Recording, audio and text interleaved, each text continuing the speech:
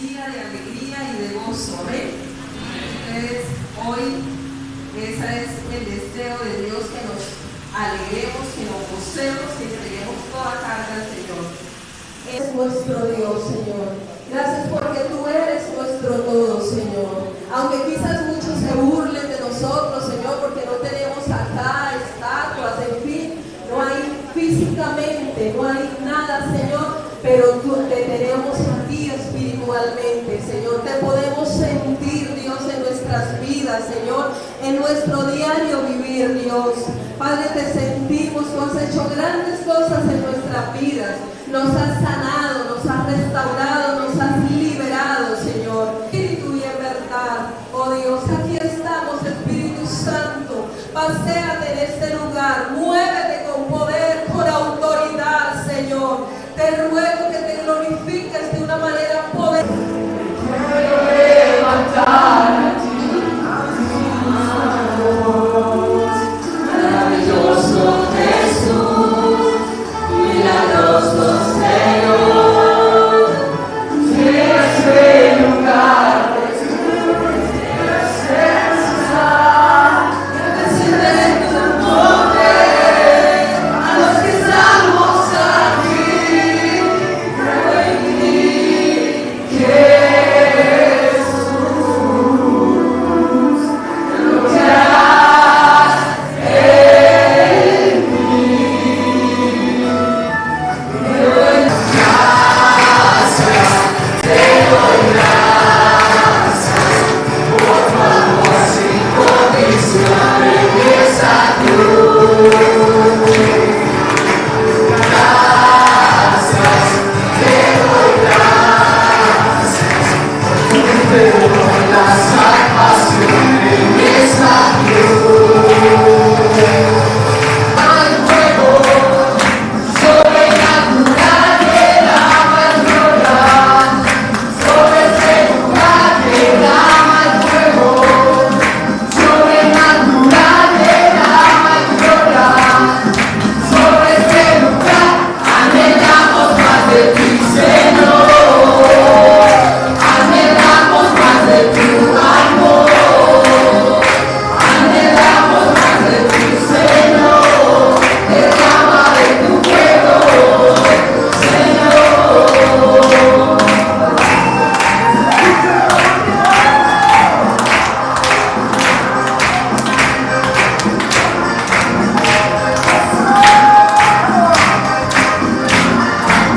¡En su nombre!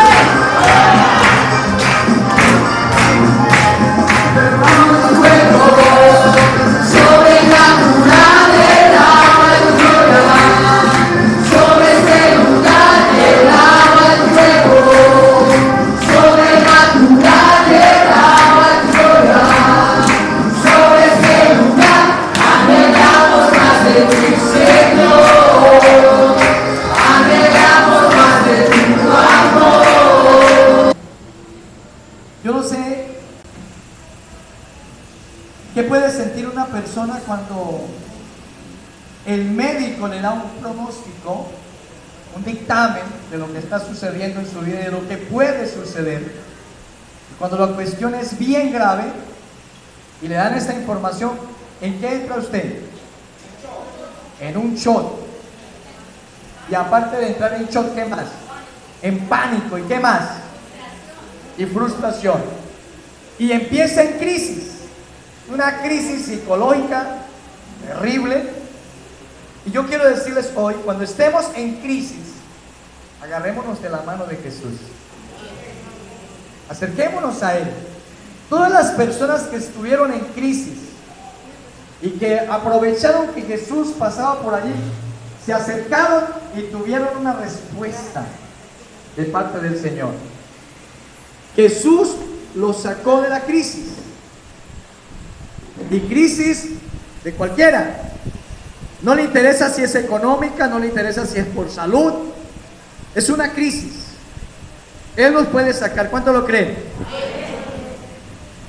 El hogar a veces entra en crisis, pero crisis difíciles. La familia es triste, hermano. Pero yo creo que acercándonos al Señor, las cosas van a cambiar. Así que cuando estemos en crisis, acérquese a Dios. No le olvide este tema. Y esto se lo estoy diciendo también a los jóvenes, a los adolescentes. Porque a veces nosotros, cuando estamos bien jóvenes, ni nos las imaginamos que puede llegar una crisis. Ni pasa por la mente. Porque estamos con todas nuestras fuerzas y en vez de estar menguando, estamos ¿qué? Creciendo. Pero cuando llegamos a la edad que tengo yo, ahí empiezan las crisis. Y empiezan las crisis, algunos crisis de soledad, algunos crisis de hogar. Estos días hablaba con alguien y me dio tristeza, hermanos, me dio dolor en mi corazón. Un ancianito abandonó su familia, le consiguió un amante, vendió su casa y compró una casa en compañía con su amante. Y no sé qué negocio haría, y su amante le quitó todo y lo mandó con las manos vacías a buscar a quién, porque ahora ni casa ni familia, la familia le tiene bronca, porque lo que hizo fue grave. Y él contándome el testimonio de lo que estaba pasando en su vida, le salían lágrimas al ancianito y lloraba. ¿Eso qué se llama? Eso es una crisis y bastante grave, porque a veces cometemos unas locuras que ya estamos cerquitica al cementerio y empezamos a pensar y creer que tenemos el mundo agarrado por las manos. Nos encontramos a alguien que nos ilusiona y botamos todo lo que hemos trabajado por tanto tiempo, por 20, 30 años, lo botamos en un año o en menos y entramos en crisis. Pero cuando estemos en crisis, no se les olvide, acerquémonos ¿a quién? A Dios. Éxodo capítulo 14, verso 1 al 12. Vamos a leer este pasaje. Éxodo 14, 1 al 12. Habló Jehová a Moisés diciendo: di a los hijos de Israel que den la vuelta y acampen delante de Piatarot, entre Migdol y el mar hacia Baal-Zephón. Delante de él acamparéis junto al mar, porque Faraón dirá de los hijos de Israel: encerrados están en la tierra, el desierto los ha encerrado. ¿Cómo le encanta al diablo ver a la gente? Encerrado, sin salida. Yo no sé si a usted alguna vez le ha pasado eso, de sentirse tan encerrado y no ver salida. Dice, encerrados están. Y yo endureceré el corazón de Faraón para que lo sigan, y seré glorificado en Faraón y en todo su ejército, y sabrán los egipcios que yo soy Jehová. Y ellos lo hicieron así. Y fue dado aviso al rey de Egipto que el pueblo huía, y el corazón de Faraón y de sus siervos se volvieron contra el pueblo y dijeron: ¿cómo hemos hecho esto de haber dejado ir a Israel para que no nos sirva? ¿Quiénes dijeron esto? Escuchen esto, lo voy a leer de nuevo para que captemos. Y fue dado aviso al rey de Egipto. ¿Quién era? ¿Tipifica a quién? A Satanás. Faraón, rey de Egipto. ¿Cómo? Dice que el pueblo huía, y el corazón de Faraón, y lo parafraseamos, decía, el corazón de Satanás y de sus demonios se volvió contra el pueblo, porque el pueblo iba ¿qué? Huyendo. Cuando alguien se convierte a Cristo, prende la huida de las cadenas que el diablo un día le puso y huye. Y el diablo empieza a maquinar y dice, ¿cómo es que dice?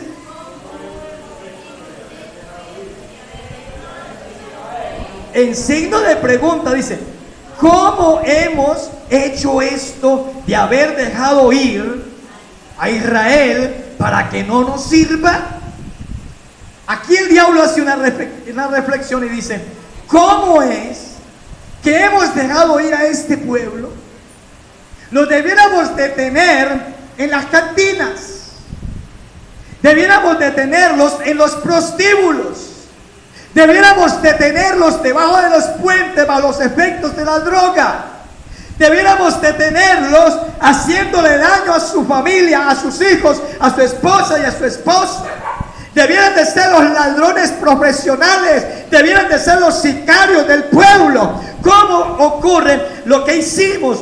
Eso no tiene precedente. No podemos aceptarlo, que este pueblo salga huyendo y ahora se nos escapen y no nos sirvan, porque alguien que no le sirva a Dios tendrá que servirle al diablo. ¿Es verdad o no es verdad? El que no le sirve a Dios le sirve al diablo. Y usted dice: no, pastor, yo soy neutro, ni le sirvo a Dios ni le sirvo al diablo. Se equivoca, porque hay una teoría tremenda en la Biblia: o eres hijo de Dios o eres hijo del diablo. Sin papá no podés vivir, tienes que tener un papá. En el mundo espiritual, el diablo se apodera de los que toman decisión y lo adoptan a él como papá. Y hay un adagio que dice que el diablo paga muy mal al que bien le sirve, y Dios paga muy bien aunque le sirvamos mal. Porque de verdad vemos cristianos que le servimos a Dios mal. Sí le servimos, pero no muy bien. No le servimos con excelencia. Somos duros de corazón. Y dice el diablo: imposible, no podemos aceptar esta situación. ¿Cómo es que este pueblo se nos escapa y no nos van a servir más? Y dijo lo siguiente, y hizo lo siguiente: y unció su carro, lo preparó, y tomó consigo su pueblo. ¿Este pueblo a quién representa? Los demonios. Y tomó 600 carros escogidos. O sea que el diablo tiene una maquinaria terrible en el mundo. Por eso los cristianos deben de cuidarse y refugiarse en Dios. Y por eso la gente del común les es difícil buscar a Dios, porque la maquinaria que el diablo tiene es para retener a los que van huyendo vía hacia el cielo. Y dice: y tomó 600 carros escogidos y todos los carros de Egipto y los capitanes sobre ellos. Y endureció Jehová el corazón de Faraón, rey de Egipto, y él siguió a los hijos de Israel. Pero los hijos de Israel habían salido, wow, ¿con mano qué? ¿Con qué salieron los hijos de Israel? ¿Cuántos reconocen que estamos en Cristo? Es porque salimos con mano ¿qué? Fue la mano poderosa de Dios que se extendió y los sacó y rompió las cadenas que el diablo un día había puesto en nuestras vidas, y hoy estamos sirviéndole al que todo se lo merece, al Rey de Reyes y Señor de Señores. Alabado sea Dios. Fue la mano poderosa de Dios. Algo que el diablo tiene que reconocer: que estamos en la senda de Jesús, no por nuestra valentía, no por nuestra capacidad, no por nuestras habilidades intelectuales, ni porque fui el más sabio. Fue porque la mano poderosa de Jesús me tomó, me llevó y me liberó. Alabado sea Dios. ¿Cuánto lo creen? Siguiéndolos, ¿quién? Faraón. Siguiéndolos pues los egipcios con toda la caballería y carros de Faraón, su gente de a caballo y todo su ejército, los alcanzaron. Hay algunos cristianos andando muy lentamente, van despacio, creen que es una recocha, creen que es charla, y por ir despacio los alcanzan. Los alcanzaron. ¿Sí dice así?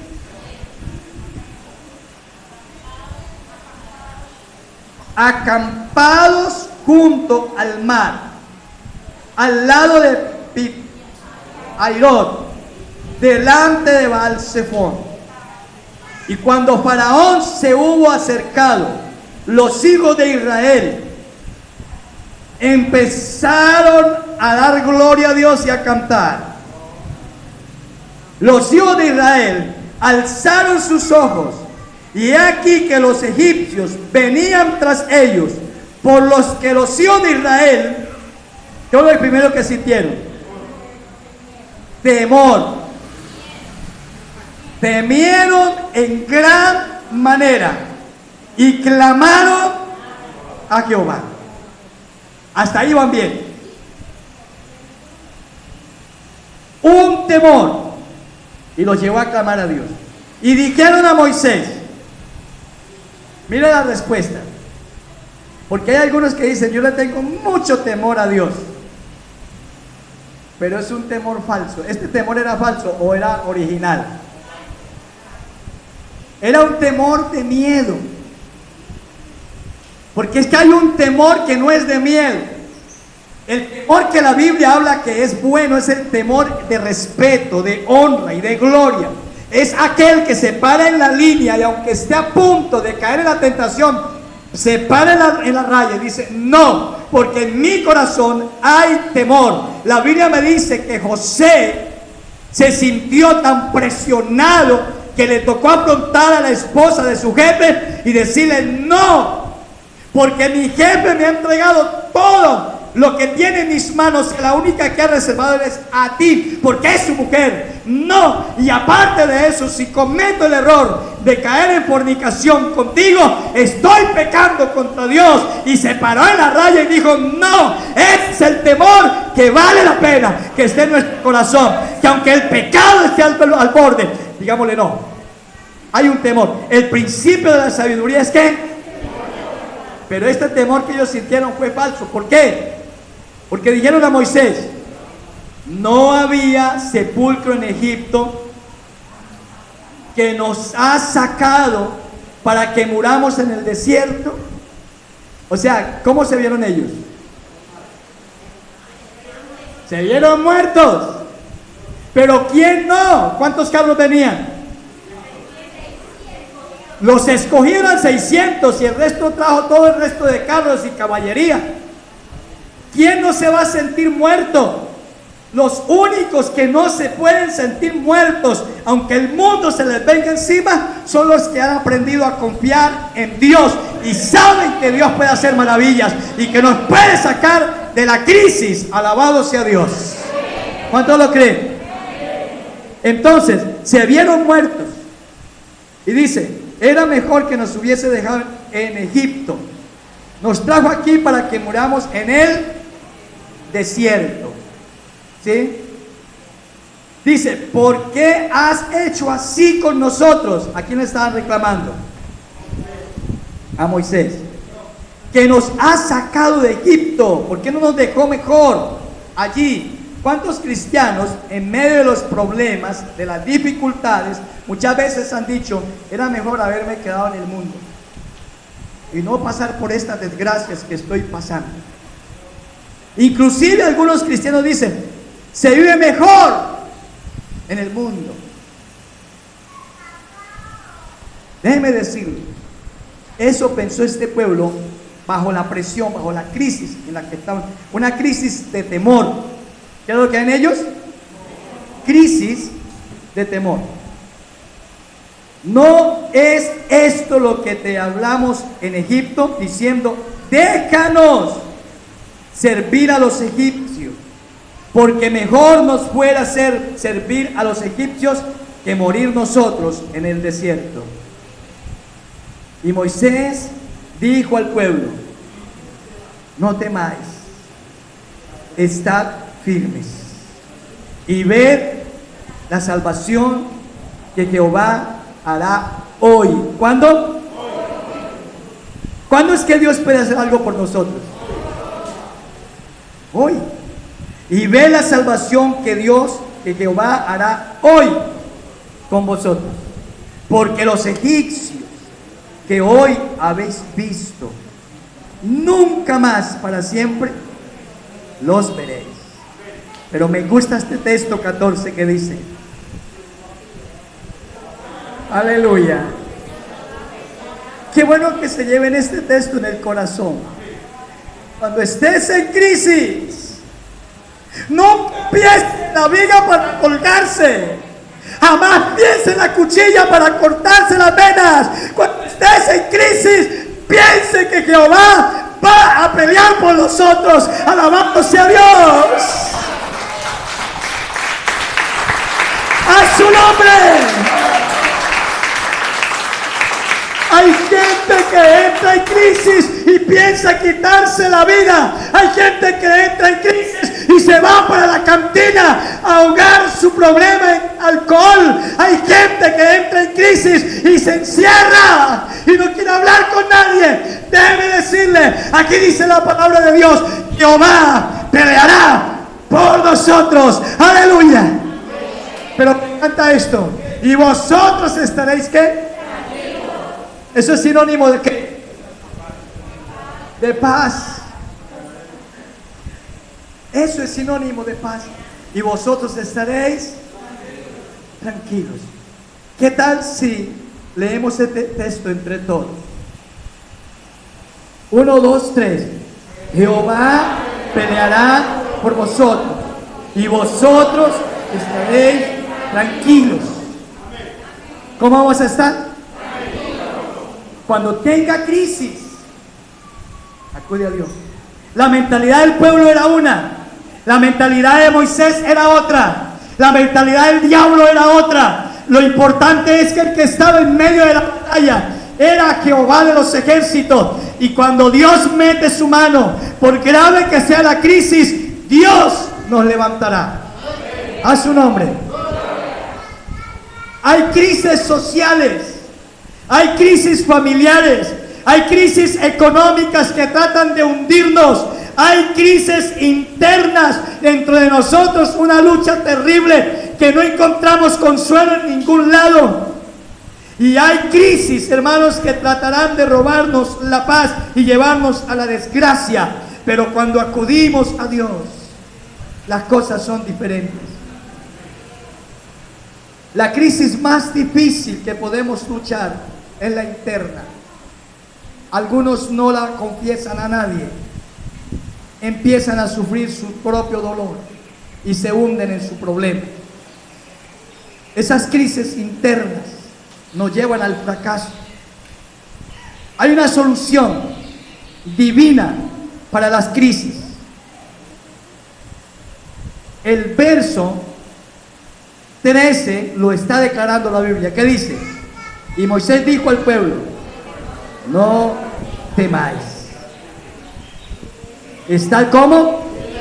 ¿Cómo tiene que pararse? Firmes. Párense en la. No le coman cuento al diablo. No se dejen comer psicológicamente la mente, carcomer la mente por la psicología del diablo. El problema viene, la dificultad viene. Es verdad que sí. Y a veces vemos esos gigantes tan grandes que creemos que jamás podríamos derribarlos. Pero cuando Dios se mete en la escena, las cosas cambian. ¿Cuántos lo creen? Y Dios nos está diciendo: entonces Jehová dijo a Moisés: ¿por qué clamas a mí? Di a los hijos de Israel que marchen. ¿Por qué clamas a mí?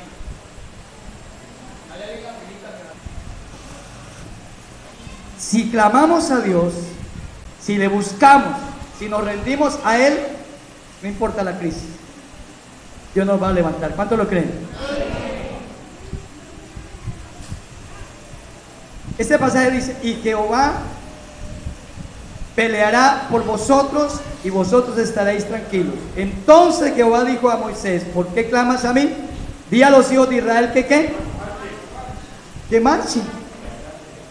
que avancen, que empiecen a andar. Pero ¿para dónde? Es la respuesta del que está en crisis. ¿Para dónde? ¿Y a dónde voy? ¿Y a quién acudo? ¿A quién le pido? ¿Por dónde me voy? La puerta está cerrada posiblemente. ¿Cómo los tenía Faraón? Encerrados. Pero Dios abre puertas. Dios abre puertas. ¿Cuánto lo creen? Y le dijo Dios a Moisés: y tú, alza tu vara. ¿Qué era lo que cargaba Moisés en su mano? Una vara. Le dijo: alza tu vara. ¿Qué representa esa vara? Hermano Samuel, ayúdenme. Poder, autoridad. ¿Qué más representa esa vara? Oliver. Dios le dijo: alza tu vara. Poder y autoridad.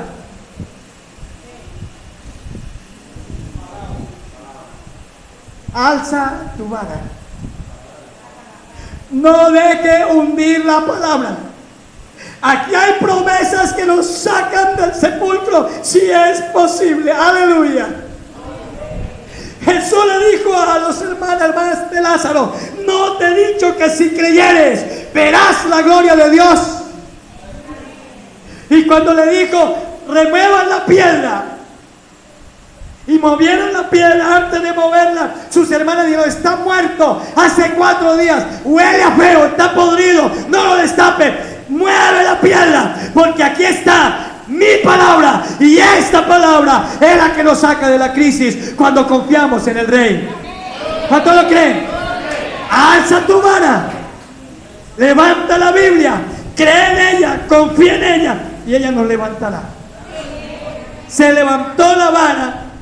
¿Y qué sucedió? Dice: y tú, alza tu vara y extiende tu mano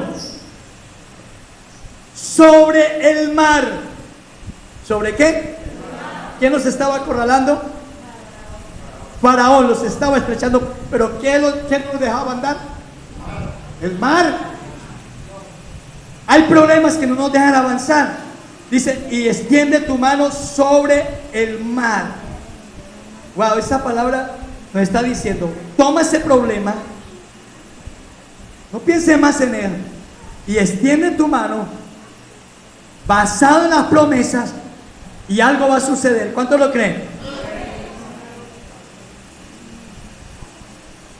Y viéndolo y dividiéndolo, y divídelo. ¿Qué es lo que tiene que hacer con el mar? ¿Qué tiene que hacer con su problema? Divídelo, pártalo en 2 y divídelo. Y luego dice: ¿qué más? Y entre los hijos de Israel por en medio del mar en seco. Y aquí yo endureceré el corazón de los egipcios para que los sigan, y yo me glorificaré en Faraón y en todo su ejército. Volvió y repitió la promesa: en sus carros y en sus caballerías. Y sabrán los egipcios que yo soy ¿quién? Los demonios tienen que probar que el que está con nosotros es Dios. ¿Cuánto lo creen? Cuando me glorifique en Faraón,